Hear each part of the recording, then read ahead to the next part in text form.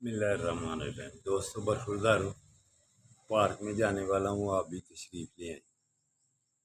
मौसम रोज़ाना A1 होता है, तो आज थोड़ी थोड़ी धूप भी चढ़ गई है, आज थोड़े पसीने भी आएंगे। तो पसीना निकलना ही बीमारियों से निजात। अगर सोए रहने से, AC में सोए रहें, पंखे की हवा लेकर सोए रहें, सुबह का टाइम फितरत फितरत के साथ चलोगे तो इंशाअल्लाह ताला सेहतमंद रहोगे। तो पाकिस्तान की सेहत सही रखनी है तो बरखुरदारों आइन पर चलना पड़ेगा। ये जैसे हमारे बड़े चल रहे हैं ना, आइन के बगैर ही ज़िंदगी गुजार रहे हैं। कल चीफ जस्टिस साहब सुप्रीम कोर्ट के कहते हैं फॉर्म 47 क्या होता है। देखा इनको, फॉर्म 47 सब बतलाओ इनको, फॉर्म 47 क्या होता है।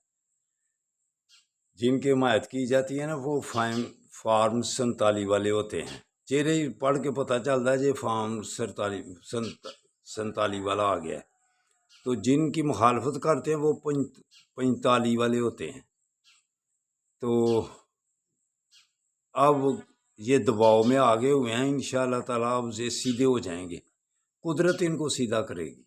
IMF पता क्या कहती है, ये जो हमसे कर्जे लेते हो CPEC पे खबरदार, जे अगर CPEC प्रोग्राम के ऊपर लगाए तो देखा ना, अपनी मर्जी शामिल करते हैं। चीन की दोस्ती उनको खटकती है।